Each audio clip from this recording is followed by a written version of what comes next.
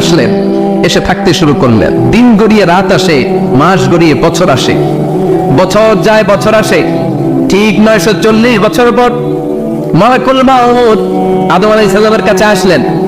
বললেন, আনা মালাকুল মাউত উকিলা বিকুম, আপনাদের জন্য আল্লাহ আমাকে বানিয়েছে রূহ কবজ করতে। ও আদম, আবুল বাশার, পৃথিবীর প্রথম মানব, প্রথম নবী, আপনার সময় শেষ, রেডি হন, কি হন, খেলা শুরু হবে, এখনই রূহ কবজ করে নিয়ে যাব।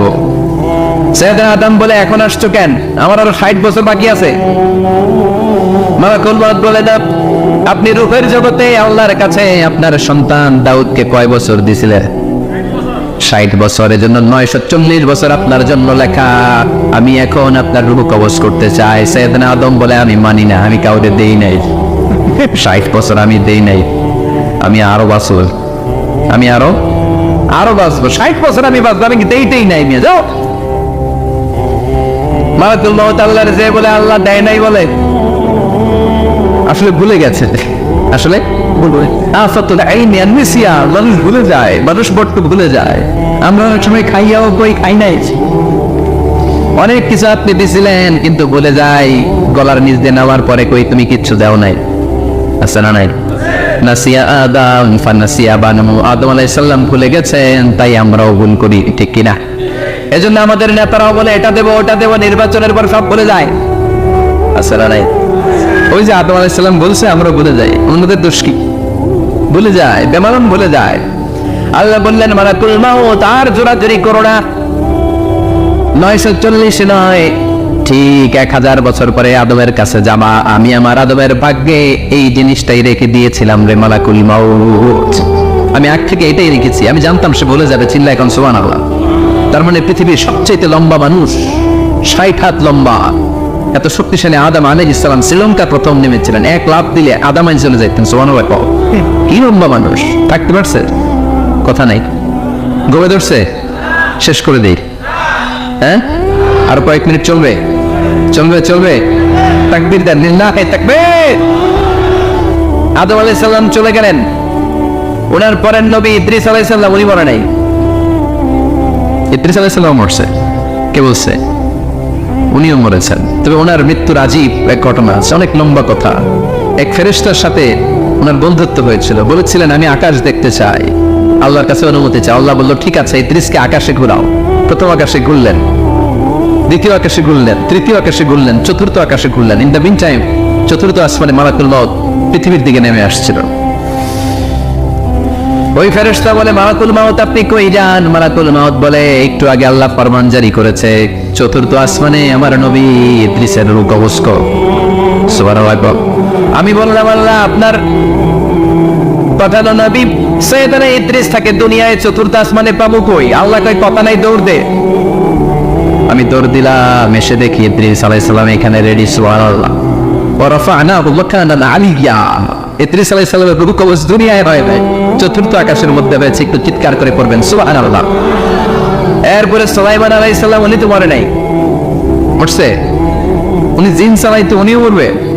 শক্তিশালী একজন নবী ছিল, উনি মালাকুল মাউতকে বলেছিলেন, মালাকুল মাউত আমার মৃত্যুর সুয়াইয়া সামান্য কিছু আগে আমারে বইলো, আমার একটা কাজ আছে। মালাকুল মাউত মৃত্যুর কিছু সময় আগে এসে বলল, সুলাইমান টাইম ইজ আপ, সময় শেষ, অল্প কিছু সময় বাকি, কি করবেন করেন। সাইয়েদনা সুলাইমান জিনদেরকে ডাকলো, ও জিনেরা, বিশাল একটা প্রজেক্ট আছে, প্রজেক্টে কাজ শুরু করো। আর কিছুদিনকে বলল, চারদিকে গ্লাস ফিটিং করা একটা রুম বানাও। সাইয়েদনা সুলাইমান আলাইহিস সালাম গ্লাস ফিটিং করা রুমের ভেতরে ঢুকলেন। এই রুমে ঢোকার দরজা নাই, হাতে একটা লাঠি নিলেন, কি নিলেন? লাঠির মধ্যে ভর করে দাঁড়িয়ে রইলেন আর জিনদের দিকে তাকিয়ে রইলেন। জিনেরা এত বদমাশ ছিল, সাইয়েদনা সুলাইমান দাঁড়িয়ে না থাকলে কাজ করতো না, ছিল ফাঁকিবাজ। কি ছিল? দাঁড়ায় না থাকলে আজও লোকজন কাজ করতে চায় না, ঠিক কিনা? মালিক দাঁড়ায় থাকলে ঠিকই কাজ হয়ে যায়। সুলাইমান আলাইহিস সালাম লাঠির মধ্যে ভর দিয়ে দাঁড়িয়ে রইলেন আর বললেন, কাজ করো। জিনেরাও কাজ শুরু করলো। ওদিকে মালাকুল মাউত এসে বলে, ও সুলাইমান সময় তো শেষ। সুলাইমান বলে, সমস্যা নাই, রূহ কবজ করো। উনি লাঠির মধ্যে ভর দিয়ে দাঁড়িয়ে রইলেন, গ্লাস ফিটিং করার রুমের ভিতরে কোরআন সাক্ষী। মালাকুল মাউত ওইভাবে লাঠিতে ভর দেওয়া অবস্থায়, দাঁড়ানো অবস্থায় সাইয়েদনা সুলাইমান আলাইহিস সালামের রূহ কবজ করে নিলেন। উনি এমন ভাবে দাঁড়িয়েছেন, রূহ চলে গেল, লাশ হয়ে দাঁড়িয়ে রইলেন, লাঠির মধ্যে দাঁড়িয়ে আছেন, জমিনের মধ্যে লুটিয়ে পড়ে নাই। সুবহানাল্লাহ। জিনগুলো দূর থেকে ভাবতো বস তো দাঁড়ায় আছে। কে দাঁড়ায় আছে? জিনারা মনে করছে বস দাঁড়ায় আছে, কাজ করতে হবে। করতে করতে পুরা প্রজেক্টের কাজ শেষ। ইন দ্য মিন টাইম ঝিঝি পোকা, ওই পোকা যে পোকা কাঠ খেয়ে ফেলে, এই কাঠ খাওয়ার পোকা সুলাইমান আলাইহিস সালাম লাঠির ভেতরে ঢুকে লাঠিও খেয়ে ফেলেছে। সাইয়েদনা সুলাইমান আলাইহিস সালাম তপাস করে জমিনে পড়েছে, আর জিনেরা কয় হায় হায়, খানি খানি কাম করছে এদের। সুবহানাল্লাহ বলেন না? সুলাইমান আলাইহিস সালাম বাঁচতে পারে না, চলে গেলেন। মুসা আলাইহিস সালাম মরছে, উনি মরবে কেন? উনি তো রানী মারে মরছে। এক থাপ্পড়ে ফেরাউনের বাবুর্চি নাই, মুখের আগে হাত চলতে কয়েকজন, এর মধ্যে মুসা আলাইহিস সালাম আছে না নাই? মালাকুল মাউত মানুষের আকৃতিতে অনুমতি না নিয়ে ঘরের ভেতরে ঢুকে গেল। ঢুকে বলে আনা মালাকুল মাউত, আমি মৃত্যুর ফেরেশতা। তো কি চাও? জিতু আন আফবাদা রূহাক, আপনার রূহ কবজ করতে আসছি। কিন্তু মুসা আলাইহিস সালাম দেখতেছেন দিব্য একজন মানুষ, কি দেখে? আবার সালাম দেয় নাই, অনুমতি নিয়ে ঢুকে নাই। অমিয়া অনুমতি নিয়ে ঘরে ঢুকার দরকার আছে না নাই? মুসা আলাইহিস সালামের মেজাজ বড় গরম। উনি বললেন কি করবি? কয় আপনারে মারবো। কয় এদিকে আয়। মালাকুল মাউত মনে মনে ভাবে এতদিন সব মানুষগুলো আমারে দেখলে দিত দৌড়, আজকে মনে হয় আমারে দিতে হবে দৌড়। এক পা গায়ে দুই পা পেছায় সাহস করে সামনে গেলেন। আবার মুসা আলাইহিস সালাম দিলেন এরকম থাপ্পড়। ফাসাক্কাহু ফাফাকুয়া আইনা, বুখারীর বর্ণনা, এক থাপ্পড়ে চোখ নাই। ঠিকই মালাকুল মাউত দৌড়, এক দৌড়ে আল্লাহর কাছে। আল্লাহ বললেন রাখো, এটা মুসা আলাইহিস সালাম, তার মেজাজ বড্ড বড়, আমাকে কথা বলতে হবে। আল্লাহ বললেন মুসা, বুখারীর বর্ণনা, গরুর পিঠের উপর হাত রেখে দাও। রাখা হলো। তোমার হাতের নিচে গরুর যত পশম, প্রত্যেক পশমের বিনিময়ে এক এক বছর করে হায়াত বাড়িয়ে দিলাম। মুসা আলাইহিস সালাম অনেক চালাক নবী, উনি বললেন আল্লাহ আমার হাতের নিচে যদি গরুর 2000 পশম থাকে, তার মানে 2000 বছর হায়াত বাড়িয়ে দিলেন, কিন্তু এক্সট্রা হায়াত যখন শেষ হয়ে যাবে এরপর কি হবে? আগে ওইটা বলেন। আল্লাহ বললেন তারপরে তো মুসা মরতেই হবে, আসতেই হবে। সাইয়েদনা মুসা আলাইহিস সালাম বললেন ফাল আনা, তাহলে আর দেরির দরকার নাই, এখনই আমি আপনার কাছে চলে যেতে চাই। মালাকুল মাউত মুসা আলাইহিস সালামের রূহ নিয়ে উড়াল দিলেন। সুবহানাল্লাহ। বুঝতে পারছে? বিশ্বনবী মরে নাই, উনি ইন্তেকাল করেছেন। চিল্লা এখন ঠিক কিনা? ইন্তেকালের আগে বিশ্বনবী প্রচন্ড অসুস্থ হলেন। মা আয়েশারে ডেকে বললেন আয়েশা, মনে হয় আমি বাঁচব না। ওই যে খায়বার বিজয়ের দিন, খায়বার দুর্গ বিজয় করার পরে এক ইহুদি মহিলা আবার দাওয়াত দিয়েছিল। ওই দাওয়াত খেতে যাওয়ার পরে গোশতের মধ্যে বিষ মাখানো হয়েছিল রে আয়েশা। ওই বিষ মাখানো খাসির গোশত খেয়ে যে ব্যথা আমার পেটে উঠেছিল, আজ আবার সেই ব্যথা উঠেছে। বিশ্বনবী ওই বিষ খাওয়ানো গোশতের কারণে ইন্তেকাল করেছেন। তার মানে বিশ্বনবীর সাথে জামা আল্লাহ বাইনা নবুওয়া ওয়া শাহাদাত, আল্লাহ বিশ্বনবীকে শুধু নবী বানায় নাই, শহীদ হিসেবে কবুল করেছে। সুবহানাল্লাহ বলবেন না? প্রচন্ড অসুস্থ, উনি ছাড়া মসজিদে নববীতে কেউ ইমামতি করার সাহস পায় না। বিশ্বনবী বললেন আবু বকর তুমি যাও, আবু বকরও যায় না। বিশ্বনবী বললেন পানি আনো। বিশ্বনবী পানি দিয়ে ওযু করলেন। ওযু করে কয়েকজন সাহাবীকে ধরে উঠতে চাইলেন, আবার থপাস করে বেহুশ হয়ে পড়লেন। বিশ্বনবী উঠতে পারে না। আবার বললেন ঠান্ডা পানি আনো। পানির ভেতরে বিশ্বনবী দুই হাত ঢুকিয়ে দিয়ে ঠান্ডা ভিজা হাত দিয়ে চারার মধ্যে মাসে করলেন, আর বললেন ইন্নালিল মাউতি লা সাকারাত, হায়রে মৃত্যুর কি যন্ত্রণা, হায়রে মৃত্যুর যে কি কষ্ট। ওমিয়া বিশ্বনবী যদি মৃত্যুর কষ্টে কাতরায়, আমাদের অবস্থা কি? আমাদের নসিবে কি আছে? আল্লাহ তুমি বাঁচাও করে না। বিশ্বনবী কাঁদছেন, সাহাবারা একের পর এক দেখতে আসে, কান্নার রোল পড়ে গেল চারদিকে। বিশ্বনবীর কলেজার টুকরা নয়নের পুটুলি সাইয়্যিদাতুনা ফাতিমা বিশ্বনবীর কান্না সহ্য করতে পারে না। বিশ্বনবীকে ধরে মা ফাতিমা, সাইয়্যিদাতুনা ফাতিমা বিলাপ করা শুরু করে দিলেন, চিৎকার দিয়ে কান্নাকাটি শুরু করে দিলেন, আর বললেন ওয়া কুরবাবা, ওয়া কুরবাবা, হায় হায় আমার বাবার কি কষ্ট, আহা আমার বাবার কি কষ্ট হচ্ছে। বিশ্বনবী বললেন ফাতেমা তুমি কেঁদো না, আমার কষ্ট আজকের পরে আর থাকবে না, আজকে তোর বাবার সব কষ্ট বন্ধ হয়ে যাবে। কি যেন কানে কানে বললেন, ফাতেমা আরো কেঁদে দিল। আবার কানে কানে কি যেন বললেন, ফাতেমা হেসে দিল।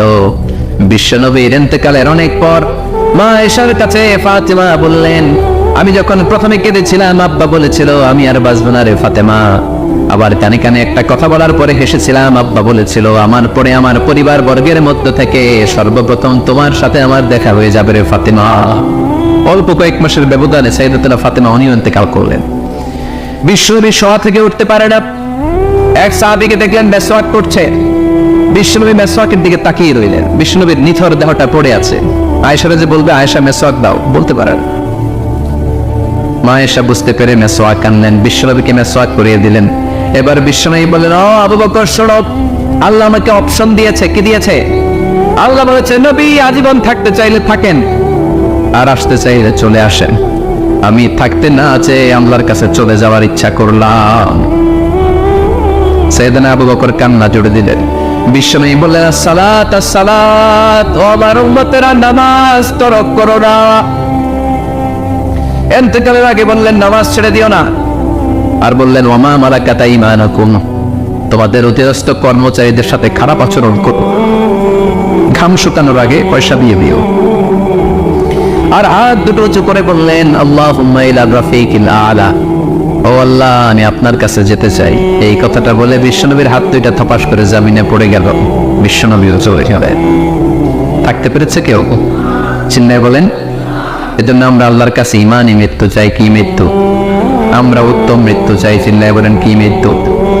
এজন্য মরণের আগে ইমান নিয়ে মরার দরকার আছে না নাই?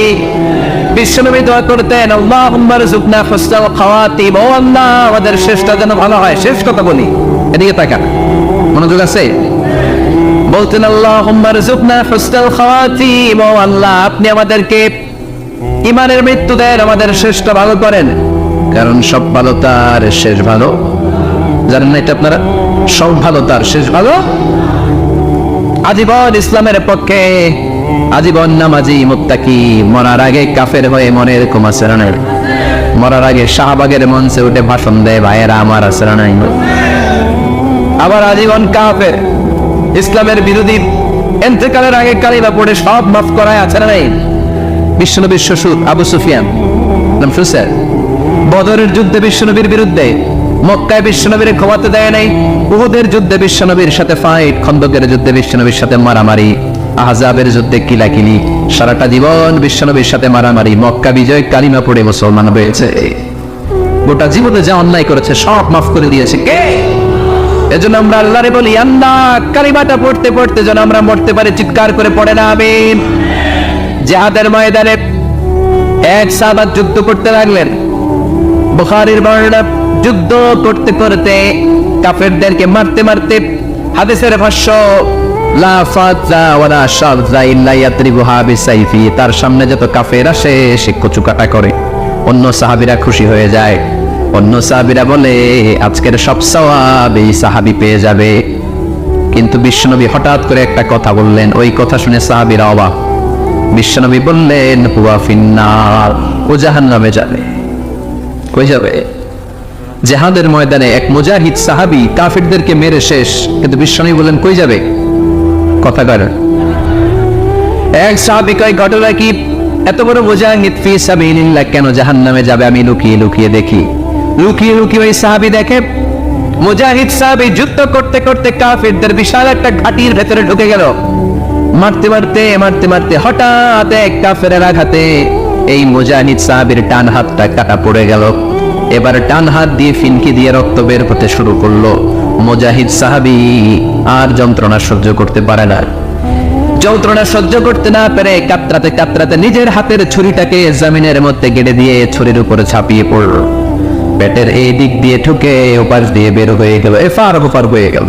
মানে আত্মহত্যা করলো, ঠিক কিনা? জাহান্নামী নাই? কথা কও। লুকিয়ে লুকিয়ে যে সাহাবা দেখেছে চিৎকার দিয়ে বিশ্বনবীর কাছে যেয়ে বলে আশহাদু আন্নাকা রাসূলুল্লাহ, ও নবী আপনি যে আসল নবী কোনো সন্দেহ নাই, আমি লুকিয়ে লুকিয়ে দেখেছি।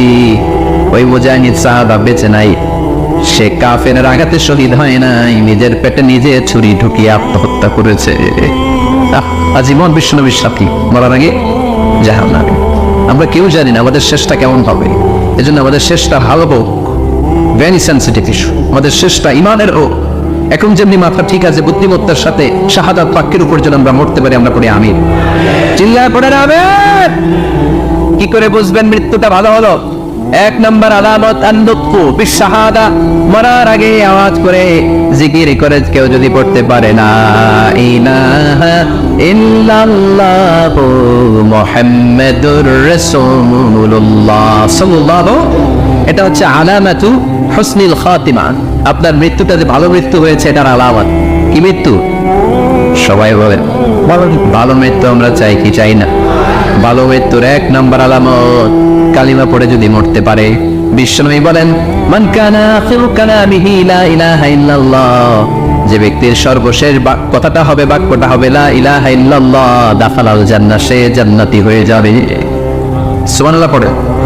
এরপরে বিশ্বনবী বললেন আল মুমিনু ইয়ামুতু বিজাবিল জাবিন, মুমিন যখন মারা যায় তার কপাল ঘেমে যায়। সুবহানাল্লাহ পড়েন। হাত ঘামে না, পা ঘামে না, মুমিনের কপাল ঘামে। সুবহানাল্লাহ। এজন্য কেউ মারা গেলে কপালের মধ্যে হাত দিবেন, দেখবেন এই ঘামের মধ্যে একটা জান্নাতি ঘ্রাণ আছে। সুবহানাল্লাহ। আল্লাহ আমরা যখন মরে যাব আমাদের কপালটা যেন এরকম ঘেমে যায়। আমিন পড়েন আর জোরে আমিন। আল মুমিনু ইয়ামুতু বিআরাতিল জাবিন, মুমিন মারা গেলে তার কপাল ঘামে। কপাল ঘামলে বুঝতে হবে এটা ভালো মৃত্যু, ইমানি মৃত্যু। চিল্লায় বলেন ঠিক কিনা? এরপরে বিশ্বনবী বললেন ফি লাইলাতিল জুমা, জুমার রাতে যদি মরে, আও ফি শাহরি রমাদান, কিংবা রমজান মাসে যদি মরে, আও ফি সাফারিল হজ, কিংবা হজের সফরে যদি মরে। বাংলার জমিন থেকে অনেক হাজিরা হজ করতে যায়, অনেকে ওইখানে যে আরাফাতের ময়দানেও মারা যায়, এরকম হাজি আসছে না? খুশনসিব, এটা খুশনসিব। আলহামদুলিল্লাহ পড়ে। মনের পথে অবিচল থেকে আমার মরণ যেন হয়। চিল্লায় পড়ে না আমিন। তার মানে কে কোথায় মরবো আমরা কেউ জানি নাকি? ওমা তাদরি নাফসুম বিআইয়ি আরদিন তামুত, কোন জায়গায় মরবা, কখন মরবা কেউ আমরা জানি না, কিন্তু মরবো সবাই জানে, ঠিক কিনা? কুল্লু নাফসিন যায়িকাতুল মাউত, প্রত্যেকটি আত্মার মৃত্যুবরণ করতে হবে, এটা আমরা সবাই জানি। The most certain thing in life is death, but the most uncertain thing in our life is the time of death. এই জীবনের সবচেয়ে সুনিশ্চিত বিষয় হলো মরণ, সবচেয়ে অনিশ্চিত বিষয় হলো মরণের সময়। চিল্লা এখন ঠিক কিনা? মরবো যে আমরা সবাই জানি, কিন্তু কোথায় মরবো আমরা কেউ জানি? জানি আমরা সবাইকেই মরতে হয়, জন্মালেই মরতে হবে, চলে যেতে হবে, থাকা যাবে না। এটাই হলো পৃথিবীর পদ্ধতি। জীবনের সবচাইতে নির্মম ঘটনা হচ্ছে মরণ, সবচাইতে ভয়ঙ্কর অভিজ্ঞতা। কোন প্রাণীর জন্য সর্বোচ্চ এবং সবচাইতে ভয়ঙ্কর অভিজ্ঞতা হচ্ছে মৃত্যু। এবং এত ভয়ঙ্কর অভিজ্ঞতা, এই অভিজ্ঞতাটা কারো কাছে শেয়ার করে যাওয়া যায় না। মরার সময় কেউ বলে যেতে পারছিল আমার মরতে এমন লাগছে, কইতে পারছে? কেমন লাগছে বলতে পারে? বলা যায় না। তার আগেই চলে যেতে হয়। শৈশব, কৈশোর, যৌবন, বার্ধক্য, প্রৌঢ়ত্ব, বয়সের ছাপ, কালো চুল দাড়ি সাদা হয়ে যাওয়া, দাড়ি চুলের শুভ্রতা, দুর্বলতা। This is the circle of life. ছোট্ট ছিলাম, বড় হলাম, সিঙ্গেল ছিলাম, ডাবল হলাম, তারপরে বাবা হলাম, তারপরে শ্বশুর হলাম, তারপরে নানা হলাম, তারপরে চলে যেতে হবে। This is the circle of life. চিল্লায় বলেন ঠিক কিনা? এই যে মুরব্বীরা, দাড়ি পাকা মুরব্বী যারা আছে, আপনারা কি মনে করছেন মায়ের পেট থেকে মুরব্বী হয়ে বেরিয়েছিল? কিরকম বের হয়েছিল?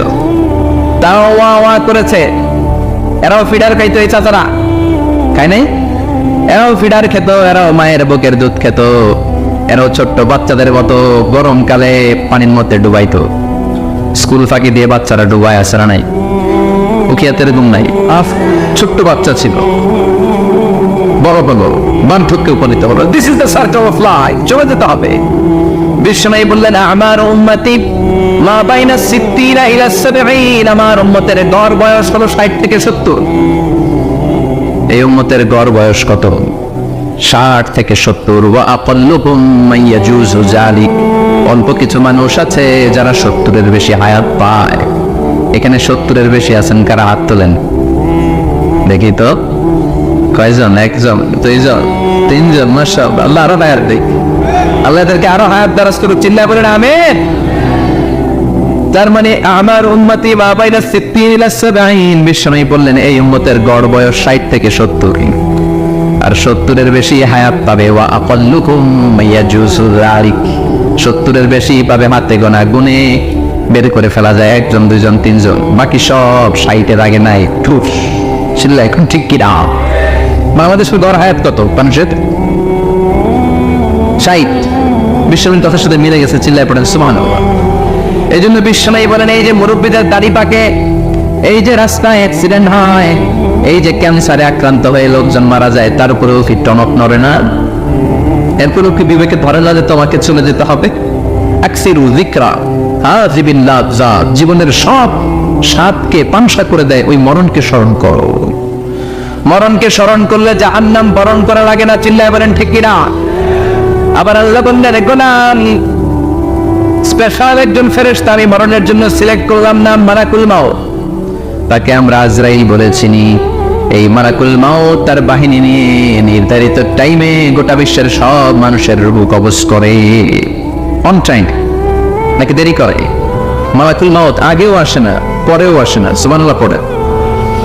সাইয়েদনা সুলাইমান আলাইহিস সালাম জামানাতে ওনার এক ওয়াজির ছিল, মন্ত্রী। ওই মন্ত্রীকে নিয়ে উনি বৈঠক করতেন। ওনার সময় উনি মালাকুল মাউতের সাথে বৈঠক করতেন। শুনতেছেন? আপনাদের মনোযোগ আছে তো? উনি বৈঠকে বসেছেন, মালাকুল মাউত বসে, ওয়াজিরও বসা। হঠাৎ মালাকুল মাউত ওয়াজিরের দিকে বড় বড় চোখ করে তাকাচ্ছে। বড় বড় চোখ করে তাকানোতে ওয়াজির ভয় পেয়েছে। হঠাৎ মালাকুল মাউত চলে গেল। ওয়াজির বলে, ও সুলাইমান আলাইহিস সালাম, এই যে লোকটা বড় বড় চোখ করে আমার দিকে তাকালো, এটা কে? সাইয়েদনা সুলাইমান বলে, হাদা মালাকুল মাউত। যে বর্ণনাটা বলছে এটা হাদিস না, এটা হচ্ছে ইসরাইলিয়া, জিউস ট্রেডিশন। কোরআন হাদিসের সাথে কোনো দ্বন্দ্ব নাই, তাই বর্ণনা করা যাবে। বিষ্ণু বলেছেন, বাল্লিগু আন্নি ওয়ালাউ আয়া। আবার বলেছেন, ওয়াহাদ্দিসু আন বনি ইসরাঈল ওয়ালা হারাজ। বনি ইসরাইলের ট্রেডিশন বর্ণনা করো, জিউস ট্রেডিশন বর্ণনা করো, এতে কোনো সমস্যা নাই। ওয়াজির বলে, ও সাইয়েদনা সুলাইমান, বড় বড় চোখ করে যে তাকালো লোকটাকে। সাইয়েদনা সুলাইমান বলে, হাদা মালাকুল মাউত, এটা মৃত্যুর ফেরেশতা। ওয়াজিরের কলিজায় পানি নেই। এটা কি ফেরেশতা? শুনে তো পিলে চমকে গিয়েছে। কয়টি? মালাকুল মাউত তো আমার চিনা বলেছে, বাড়ি চিনে ফেলছে আমার খবর আছে। সাইয়েদনা সুলাইমান আলাইহিস সালাম জিনদেরকে দিয়ে কাজ করাতেন, মেঘমালাকে দিয়ে কাজ করাতেন, বিশাল সিংহাসন নিয়ে পৃথিবীর প্রাচ্য থেকে পাশ্চাত্যে ঘুরে বেড়াতেন। সাইয়েদনা সুলাইমানকে ওয়াজির বলে, ও সুলাইমান, মেঘমালাকে আদেশ করে দেন, আমি আর এই ফিলিস্তিনের ভূখণ্ডে থাকতে চাই না। আকাশের মেঘমালার উপরে আমারে বসিয়ে দেন, আর বলে দেন আমারে নিয়ে যেন আকাশের মেঘমালা হিন্দুস্তানের ওই দূর পর্বতে রেখে আসে। আচ্ছা, আল হিন্দ, হিন্দের সবচেয়ে দূরবর্তী জায়গায় যেন আমারে রেখে আসে। সাইয়েদনা সুলাইমান বললেন, আকাশের মেঘ যাও, আমার ওয়াজিরকে নিয়ে হিন্দুস্তানের একটা উপদ্বীপে রেখে আসো। রেখে আসা হলো। কিছুক্ষণ পর মালাকুল মাউত সাইয়েদনা সুলাইমানের কাছে হাজির। সাইয়েদনা সুলাইমান বললেন, ও মালাকুল মাউত, কই ছিলা? কই, একটু আগে হিন্দুস্তান থেকে আপনার ওয়াজিরের রূহ কবজ করে আসছি। সুবহানাল্লাহ পড়ে। এটা আবার কেমন কথা, তুমি ওইখানে গেলা কেন? কয়, রব্বুল আমিন কিছুক্ষণ আগে আমার কাছে পয়গাম পাঠিয়েছে, যাও সাইয়েদনা সুলাইমানের ওয়াজিরের রূহটা কবজ করো। কবজ করার জায়গা হলো হিন্দুস্তানের উপদ্বীপ। কোন জায়গায়? মালাকুল মাউত এসে দেখে সুলাইমান নবীর সাথে মিটিং করে। ওয়াজির কার সাথে মিটিং করে? সুলাইমান নবীর সাথে। কিন্তু ফরমানে লেখা রূহ কবজ করতে হবে কোথায়? হিন্দুস্তানে। সুবহানাল্লাহ করবেন না? এই জন্য বড় বড় চোখ করে আমি তাকিয়েছি, আর মনে মনে ভাবলাম, টাইম তো নাই, কারণ মৃত্যু তো অন টাইমে হতে হয়, এখনই ওর রূহ কবজ করতে হবে। কেমন করে ওইখানে যাবে আমি জানি না, আমি আগে চলে যাই। মালাকুল মাউত চলে গেল, যে দেখে ওই জায়গায় ওয়াজির হাজির। সাথে সাথে রূহ কবজ করে আল্লাহর কাছে চলে গিয়েছে। পড়েন সুবহানাল্লাহ। এজন্য আল্লাহ বললেন, মালাকুল মাউত আমি নির্ধারণ করে দিয়েছি, পৃথিবীর প্রতিটি মানুষ মালাকুল মাউতকে দেখবে, চাক্ষুষ দেখবে, ভালো হলেও দেখবে, খারাপ হলেও দেখবে। কার কথা? ভালো মানুষ যদি হয়, আল্লাহওয়ালা যদি হয়, ইসলাম প্রিয় যদি হয়, ডানপন্থী যদি হয়, মৃত্যুর সময় মালাকুল মাউত আলা সূরাতি শাবিন আলা আহসানি সূরা, একজন যুবকের আকৃতিতে চমৎকার তবতবে সাদা একটা জুব্বা পরে, জান্নাত থেকে জান্নাতি কাপড় নিয়ে, হানুত মিন হানুতিল জান্নাহ, জান্নাতের সুগন্ধি নিয়ে মুমূর্ষুর মাথার সামনে এসে বসে যায়, আর দেহটার ইঙ্গিত করে বলে, ইয়া আইয়াতুহান নাফসুত তাইয়্যিবা, ও পবিত্র আত্মা। আরেক বর্ণনায় এসেছে, ইয়া আইয়াতুহান নাফসুল মুতমাইন্না, ও প্রশান্ত আত্মা, উখরুজি ইলা মাগফিরাতিম মিনাল্লাহ, আল্লাহর ক্ষমার দিকে বের হয়ে আসো। উখরুজি ইলা মাগফিরাতিম মিনাল্লাহি ওয়া রিদওয়ান, আল্লাহর ক্ষমার সন্তুষ্টির দিকে রূহটা বের হয়ে আসো। স্মুথলি বলার সাথে সাথে মুমিনের দেহ থেকে রূহটা বের হয়ে আজরাইলের হাতে চলে যায়। স্মুথলি বলার সাথে সাথে স্বাচ্ছন্দ্যে, আনন্দে মুমিনের দেহ থেকে রূহটা সা করে বের হয়ে মালাকুল মাউতের হাতে এসে পড়ে। পড়েন সুবহানাল্লাহ। আল্লাহ এমন মৃত্যু তুমি আমাদের নসিবে রেখে দিও, চিৎকার করে পড়ে না আমিন। আর যারা ইসলাম মানে নাই, আর যারা কোরআন মানে নাই, আর যারা দিন কায়েমের আন্দোলন করে নাই, দিনকে ভালোবাসে নাই, বাম আর রামপন্থী ছিল, নাস্তিক ছিল, ইসলাম বিরোধী ছিল, তাদের কাছেও মালাকুল মাউত আসে কি আসে না? চিল্লায় বলে না, আসে কি আসে না? তাদের কাছেও আসে, কিন্তু আলা সুরাতি আফবাহি রাজুল, একজনের চেহারা যত ভয়ঙ্কর হতে পারে, যত নিকৃষ্ট হতে পারে, এরকম ভয়ঙ্করতম নিকৃষ্ট দুর্গন্ধওয়ালা একটা চেহারা নিয়ে আসে। রিজলাহু ফিল আরদ, পা থাকে জমিনে, রাসুহু ফিস সামা, হাদিসের বর্ণনা, পা দুইটা জমিনে, মাথা আকাশে। এসে দমক দিয়ে জালিমের মাথার সামনে এসে বলে, ইয়া আইয়াতুহান নাফসুল খাবিসা, হে পাপাত্মা, হে অপবিত্র আত্মা, উখরুজি ইলা সাফাতিল্লাহি ওয়া গাদাবিহি, আল্লাহর রাগের দিকে, আল্লাহর অসন্তুষ্টির দিকে বের হয়ে আয়। মালাকুল মাউতের এই অর্ডার পাওয়ার সাথে সাথে রূহটা কিন্তু বের হয় না। মুমিনের রূহকে ডাক দিলে যেমনি স্মুথলি বের হয়, কাফিরের রূহ এভাবে বের হয় নাই। কথা বলেন, রূহটা টানে যায়, ফাতাতাফাররা, একবার রূহটা টানে যায়, আবার রূহটা পায়ে যায়, আবার সামনে যায়, পায়ে যায়, হাতের মধ্যে ঢুকে ডানে বায়ে যায়। মালাকুল মাউত আবার ধমক দিয়ে বলে, ইয়া আইয়াতুহান নাফসুল খাবিসা, পাপাত্তা বের হয়ে আয়। রূহটা আবার ডানে যায়, বায়ে যায়, সামনে যায়, পেছনে যায়, এবার খপাস করে মালাকুল মাউত রূহকে ধরে টান ধরে। সারা দেহটা থেকে প্রাণ রস সিক্ত করতে করতে দেহ থেকে রূহটাকে টেনে হিচড়ে বের করে আনে, আর মনুষ্য রোগীটা চিৎকার মারতে থাকে, পড়েন না আউযু বিল্লাহ। একটা জীবন্ত ছাগল, একটা জীবন্ত ছাগলের চামড়াগুলো জবাই না দিয়ে কেউ যদি টেনে টেনে বের করে, ছাগল জবাই হয় নাই, কিন্তু চামড়া এক পাশ থেকে টেনে টেনে টেনে নিচে আপনি গা থেকে বের করলে যত কষ্ট হয়, এর চেয়েও বেশি কষ্ট দিয়ে মালাকুল মাউত বামপন্থী আর কাফিরদের রূহটা দেহ থেকে বের করে আনে, পড়েন না আউযু বিল্লাহ। আমাদের রূহটা যেন আল্লাহ, মুমিনদের রূহ আপনি যেভাবে কবজ করেন, ওইভাবে যেন আমাদের রূহটা বের হয়ে আসে। আর জোরে পড়েন আমিন। এজন্য আল্লাহ বললেন, বাল তু'থিরুনাল হায়াতাদ দুনিয়া ওয়াল আখিরাতু খায়রুম ওয়া আবকা। পাগলের মতো হচ্ছন্ন হয়ে এই দুনিয়াটার পেছনে ছুটে বেড়াও, এই দুনিয়া আসল নয়, আখিরাত হলো আসল। চিল্লায় বলেন ঠিক কিনা? অস্থির, আমরা অস্থির, আমরা ব্যস্ত দুনিয়ার লোভে আর মোহে পড়ে আমাদেরকে যে মরতে হবে, চলে যে যেতে হবে, এটা ভাবার সময় আমাদের নাই। চিল্লাই কাম ঠিক কিনা? এজন্য বলা হয় মুতু ক্বাবলান তামুতু, মরার আগে একবার মরো। হাসিবু ক্বাবলান তুহাসাবু আলাইক, তোমার হিসাব কিয়ামতের দিন করার আগে তুমি তোমার হিসাব করো। জীবনে কি কি পাপ করেছি আমি জানি, আমার চেয়ে ভালো কেউ জানে না। চিল্লায় বলেন ঠিক কিনা? কি কি অন্যায় করেছি আমার হৃদয়ের মধ্যে কথাগুলো আছে না নাই? পৃথিবীর কেউ না জানলেও আমি জানি কি জানি না? পৃথিবী না জানুক আমি তো জানি, আমি কি পাপ করেছি হায়। পৃথিবী না জানুক আমি তো জানি, আমি কি পাপ করেছি হায়। আমার পাপের করলে বিচার, বাঁচার উপায় নাই আমার। দয়াময় প্রভু মাফ করো আমায়, মাফ করো আমায়। পড়ে না আমি আর জোরে আমিন। এজন্য হাসিবু ক্বাবলান তুহাসাবু আলাইক, তোমার হিসাব বসার আগে নিজে হিসাব করো কি কি করলা। আসল মরণের দিন শটান হয়ে তো শুয়ে পড়ো ভাই, মরার আগে আরেকবার মরো। মরার আগে আরেকবার কি করবেন? কথা বলেন, মরার আগে কি করতে হবে? হঠাৎ একদিন বিছানায় শটান হয়ে শুয়ে যান, চক্ষুটা বন্ধ করেন, ভাবেন মরে গিয়েছেন, এই তোমার মাউত চলে এসে রূহটা নিয়ে গেল।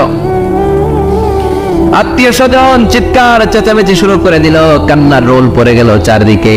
মাইকের মধ্য দিয়ে, মসজিদের মাইকে অ্যানাউন্স হয়, অমুক এলাকার নিবাসী অমুক ভাই আমাদের মধ্যে দুনিয়ায় নাই, তার জানাজা হবে এশার নামাজের পর। সবাই এসে রূহের মাগফিরাত করে, সবাই আপনারে দেখতে আসবে, কেঁদে কেঁদে লোকজন আপনারে কবর দিতে আসবে। চিল্লায় বলেন ঠিক কিনা? কেঁদে কেঁদে সবাই আসবে দেখার জন্য আসবে। ছেলেগুলো কাঁদবে, স্ত্রী কাঁদবে, বাবা মা কাঁদবে, বন্ধু বান্ধব কাঁদবে, আর ঘরের মধ্যে রাখা হবে না। এবার আপনাকে গোসল দেওয়ার পালা। চক্ষু বন্ধ করে চিন্তার দরকার আছে না নাই? কথা বলেন। হঠাৎ করে হঠাৎ করে শুনবি একদিন আমার মৃত্যুর খবর, কেঁদে কেঁদে আসবে সবাই দিতে আমায় কবর, দিতে আমায় কবর। ঠিক কি না? একটু চোখটা বন্ধ করে ভাবেন, আপনাকে গোসল দেওয়া হবে, জামাগুলো করা হবে, এত টাকা দিয়ে যে দামি গোসলখানা টাইলস লাগিয়ে ঘরে বানালেন, আপনার শেষ গোসলটা কি ওই দামি গোসলখানায় হবে? লাশ যেখানে দোয়া হয় ওই জায়গায় দোয়া হবে, আপনাকে কাফন পরানো হবে, আপনার কলিজার টুকরা ছোট বাচ্চাটারে বলা হবে আব্বু দেখে যাও তোমার বাবারে শেষবারের মতো দেখো। আপনার বাবা মা শেষবারের মতো একটা নজর দিয়ে আপনার চেহারাটা দেখে নিবে, বন্ধু বান্ধবরা শেষবারের মতো একবার আপনারে দেখে নিবে, জানাজার জায়গায় নেওয়া হবে। হবে না এই ঘটনাটা আমাদের? হ্যাঁ, হবে কি না? হাজার হাজার মানুষ শেষ বিদায় দেওয়ার জন্য আসবে। 4টা তাকবীর দিয়ে ইমাম নামাজ শুরু করবে, আল্লাহু আকবার, আল্লাহু আকবার, আল্লাহু আকবার, আল্লাহু আকবার বলে নামাজ শুরু করবে। নামাজ শেষ, এবার পালকিতে করে কবরে যাওয়ার বাবা। যেতেই হবে, যেতেই হবে। পালকিতে করে লোকজন নিতে শুরু করবে কবরস্থানের ওই জায়গায় যেখানে মানুষ বছরে মানুষ না মরলে যায় না, ওই গহীন নিঝুম কবরস্থানে ঢুকানো হবে। পালঙ্ক থেকে নামিয়ে আপনার জন্য করে রাখা আগ থেকে কবরটার মধ্যে শুইয়ে দেওয়া হবে। উপরে বাঁশ দিয়ে ছাউনি, শেষবারের মতো সবাই দেখে বাঁশের ছাউনির উপরে মাটি চাপা দিবে। ঠিক কিনা? চলে যাবে সব, কেউ নাই, অন্ধকার, শুধু অন্ধকার। এই অন্ধকার যেন শেষ হতে যায়। এই ঘটনা ঘটবে না আমাদের? কথা বলে ঘটবে কিনা? এজন্য মরার আগে এগুলো চিন্তা দরকার আছে না নাই? মরার আগে আরেকবার মরার দরকার আছে না নাই? এজন্য রব্বুল আমিন বলেন বাল তুসিরুনাল হায়াতাদ দুনিয়া ওয়াল আখিরাতু খায়রুন ওয়া আবকা। এই দুনিয়ার জীবনটাকে তোমরা আসল জীবন মনে করো, এটা আসল জীবন নয়। আসল জীবন হলো কবরের জীবন। চিল্লায় বলেন ঠিক কি না? আল্লাহ তোমার এই দুনিয়ায়, আল্লাহ তোমার এই দুনিয়ায় কেউ আসে কেউ চলে যায়, তবু তোমার ভয়ে কারো কাঁদে না হৃদয়। এই দুনিয়াতে আমার বদলে গেল মন, চারিদিকে দেখি শুধু সুখেরই স্বপন। ভাবলো না মন আল্লাহ ছাড়া,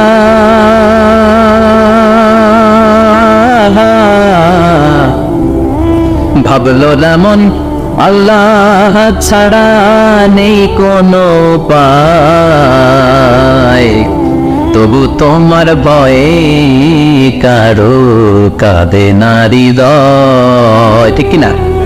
আসে আর চলে যায়। প্রতিদিন মাইকে অ্যানাউন্স শুনি অমুক এলাকার অমুক লোক নাই, দাদা গেল, বাবা গেল, বড় ভাই গেল, আত্মীয় স্বজন গেল, আমাকেও যেতে হবে, এই চিন্তা মাথায় নাই। চিল্লা এখন ঠিক কিনা? এজন্য লাইফটা হলো one time, one chance, second কোনো চান্স আপনাকে দেয়া হবে নাকি? কাফেররা বলবে ইয়া রাব্বি আরেকটা সুযোগ দেন, লাউ আন্না লানা কাররা ইয়ানি মাররা, আল্লাহ একটা সুযোগ যদি পেতাম দুনিয়াতে ভালো করে আসতাম। আল্লাহ বলবেন ইন্নাহা কালিমাতুল কাইলুহা, এটা শুধু তাদের মুখের কথা, তাদেরকে আবার সুযোগ দিলেও তারা কিচ্ছু করবে না। চিল্লা এখন ঠিক কি না? এজন্য একটা চান্স আমরা পেয়েছি, এই দুনিয়ার ওয়ান চান্সে আমরা ভয় পাবো একজনকে। চিল্লায় বলেন তিনি কে? এজন্য যেতে আমাদেরকে হবে। এই মরণ থেকে পালানোর কোনো সুযোগ কেউ পালাতে পারে নাই। এই মরণ হলো আখিরাতের প্রবেশদ্বার। মরণ নামক পালকিতে চড়ে আমরা কবরের ভেতরে ঢুকি। মরণ হলো প্রথম পর্ব, কবর হলো দ্বিতীয় পর্ব। যেরকম ঠিক কিনা? এজন্য বিশ্বনবী বললেন আল কবর রাউদাতুম মিন রিয়াদিল জান্নাহ ওয়া হুফরাতুম মিন হুফারিন নার। কবর হলো কারো জন্য জান্নাতের বাগান, কারো জন্য জাহান্নামের গর্ত। আমরা বলি আল্লাহ আমাদের কবরটারে জান্নাতের বাগান বানাও। আরো জোরে পড়েন আমিন। আবার বিষ্ণু বললেন ইন্না কবরা আউয়াল মানজিল মিন মানাজিলিনা, তারা কবর হলো আখিরাতের মানজিলগুলোর প্রথম মানজিল। আখিরাতে একটার পর একটা অনেকগুলো স্টেশন আপনাকে পার হতে হবে। প্রথম স্টেশনটার নাম হলো কবর। প্রথম স্টেশনের নাম কি? এই কবর নামক স্টেশনে যদি আপনি মাফ পেয়ে যান, সামনের সব স্টেশনগুলোতে মাফের ব্যবস্থা করবে কে? আল্লাহ। আর কবর নামক স্টেশনে যদি ধরা খেয়ে যান, আপনার মায়ের আসানা নেই। লাশটাকে যখন রাখা হয়, লাশটা চিনে কে আমারে রাখলো, কে আমাকে তৌত করলো, কে আমারে কাফন পড়ালো। এই জন্য বিষ্ণুই বলেছেন মৌরশের সামনে বসে বসে পড়ো লা ইলাহা ইল্লাল্লাহু মুহাম্মাদুর রাসূলুল্লাহ নাফিনু মাউতাকুম লা ইলাহা ইল্লাল্লাহ। মৌরশের সামনে দাঁড়িয়ে দাঁড়িয়ে পড়ো লা ইলাহা ইল্লাল্লাহ। এই লা ইলাহা হচ্ছে জীবিতদের জন্য কালিমা, আর আমরা মরার পরে এই জিকির করি, ঠিকই না? আমাদের দেশের অনেক জায়গায় লাশ নিয়ে কবরে যাওয়ার সময় লা ইলাহা পড়ে না। না, এটা আগের জিকির, মরার আগের জিকির। মরার আগে আপনাকে অ্যানাউন্সমেন্ট দিতে হবে আল্লাহ ছাড়া কোনো ইলাহ নাই, বিশ্বনবী হচ্ছেন শেষ নবী এবং রাসূল। চিল্লায় বলেন ঠিক কি না? লাশটাকে যখন রেখে দেওয়া হয়, বিশ্বনবী যত মানুষকে কবরে রেখেছে তারপরে দাঁড়িয়েছেন আর বলেছেন ইস্তাগফিরু লিআখিকুম, তোমার ভাইদের জন্য তোমরা দোয়া করো। ফাইন্নাহু লা ইউসাল, এখনই তাকে কবরে সওয়াল করা হবে। কবরে প্রশ্ন আসছে না? কথা বলেন। বিশ্বনবী খাদিজাতুল কুবরা, ওনার প্রথম স্ত্রী খাদিজাতুল কুবরা তাহেরাকে কবরের মধ্যে রেখে দিয়ে কাঁপতে শুরু করলেন, চোখের পানি ছেড়ে অনেক দোয়া করলেন। দোয়া শেষে সব সাহাবারা ঘরে ফিরে যায়, বিশ্বনবী যায় না। সাইয়েদনা আবু বকর বললেন ও নবী চলেন ঘরে যাই। অনেক তো দোয়া করলেন, বিশ্বনবী বললেন আবু বকর তুমি যাও, আমি যাব না। এইটা সাধারণ মহিলা না, এটা বিপদের দিনের সঙ্গিনী খাদিজা। মক্কায় যখন আমার কেউ ছিল না, খাদিজা আমারে বলে নাই। 3 বছর কাফিররা আমাকে জেলখানায় বন্দি রেখেছিলাম, শিয়াবে আবি তালেবের জেলখানা। আমার স্ত্রী ওই জেলখানার জীবনেও আমারে ছাড়ে নাই, আমার সাথে 3 বছর খাদিজাও জেল খেটেছে। একটাই মহিলা, যেই মহিলাকে আল্লাহ আরশের উপর থেকে সালাম দিয়েছে, মহিলাটার নাম খাদিজা। আল্লাহু আকবার। আমার সব সন্তান আল্লাহ খাদিজার পেট থেকে দিয়েছে। ফাতেমাতুজ জোহরা খাদিজার মেয়ে, জাইনাব খাদিজার মেয়ে, উম্মে কুলসুম খাদিজার মেয়ে, রুকাইয়া খাদিজার মেয়ে, আবুল কাসেম বিশ্বনবীর ছেলে খাদিজার ছেলে, আব্দুল্লাহ যাকে তাইয়্যিব এবং তাহের নামে আমরা চিনি, সেও খাদিজার ছেলে। সুবহানাল্লাহ। ও আবু বকর, আমার এই কলিজার টুকরা প্রিয়তমা খাদিজারে রেখে দিয়ে কেমনে বাসায় যায়? তুমি যাও, আমি দাঁড়িয়ে থাকবো। এখনই মুনকার নাকির এসে খাদিজারে প্রশ্ন করবে, আমি দেখবো খাদিজা উত্তর দিতে পারে কিনা। আর প্রশ্নের উত্তর যদি ভুল করে ফেলে, কবরের উপর থেকে আমি নিজে প্রশ্নের উত্তর দিয়ে দেব। সাইয়েদনা জিবরাইল বললেন নবী আপনারা দাঁড়িয়ে থাকার দরকার নাই, আবু বকরের সাথে করে চলে যান। আল্লাহ জানিয়ে দিয়েছে খাদিজার কবরের প্রশ্নে যদি কোনো সমস্যা হয়, আরশের উপর থেকে খাদিজার প্রশ্নের জবাব আল্লাহ নিজে দিয়ে দিবে। এজন্য কবরের আযাব থেকে বিশ্বনবী পানাহ চেয়েছেন। বিশ্বনবী বলেছেন আল্লাহুম্মা ইন্না নাউযু বিকা মিন আযাবিল কবর, ও আল্লাহ কবরের আযাব থেকে তুমি আমাদেরকে বাঁচাও। পড়েন আমিন। কবরে মুমিনদেরকে 4টা প্রশ্ন করা হবে, কাফিরদেরকে 3টা প্রশ্ন। চিৎকার করে বলেন মুমিনের প্রশ্ন কয়টা? আর জোরে বলেন। প্রথম প্রশ্ন মার রব্বুক, তোর রবের নাম কি? আমরা কি বলবো? আল্লাহ আমারে রব, এই রবি আমার সব, দমে দমে তনু মনে তারি অনুভব। আল্লাহ আমারে রব, এই রবি আমার সব। পড়েন আমিন। দ্বিতীয় প্রশ্ন আমার দিন, উত্তর দিনের নাম কি? ধর্মের নাম কি? তৃতীয় প্রশ্ন মান হাযার রাজুল, এই লোকটাকে কে? আমরা বলবো মুহাম্মদ সাল্লাল্লাহু। 3টা প্রশ্নের উত্তর যখন আপনি কবরে করে দিতে পারবেন, অতিরিক্ত একটা প্রশ্ন ওয়ামা ইলমু, এই যে 3টা প্রশ্নের উত্তর পাল্লা, কেমন করে উত্তর জানলা? কোত্থেকে শিখেছো? নকল করে আনছো কাফনের কাপড়ে? পরীক্ষা বলে নকল আছে না নাই? হাতে নকল আছে না? পায়ে নকল, মোজার ভিতরে নকল আছে না নাই? মোবাইলে নকল আছে না নাই? নকল থেকে আল্লাহ তুমি বাঁচাও। আরো আসতে তো না আমি কিভাবে জানলা? কেমন করে 3টা প্রশ্নের উত্তর শিখলা? What is the source of your knowledge? তথ্যসূত্র কি? আপনাকে বলতে হবে আমি যেই কিতাবটা থেকে শিখেছি কিতাবটার নাম কি? চিল্লায় বলেন কিনা? এই কিতাবটা হলো কোরআন। আপনাকে বলতে হবে কোরআন থেকে আমি শিখেছি, বিশ্বনবীর হাদিস থেকে আমি শিখেছি। 4টা প্রশ্নের উত্তর যখন পারবেন, ফেরেশতারা বলবে আহলান সাহলান, খুশ আমদেদ, কংগ্রেচুলেশন, বাহ বাহ, তুমি তো চমৎকার পেরেছো। ফায়ুফসাহু লাহু কবরুহু 70 দিরাআন, মুমিন বান্দার কবরটা 70 হাত লম্বা করে দেয়া হবে। ইফতাহু লাহু বাবুন ইলাল জান্নাত, জান্নাতের দিকে তার কবর থেকে একটা দরজা বানিয়ে দেয়া হবে।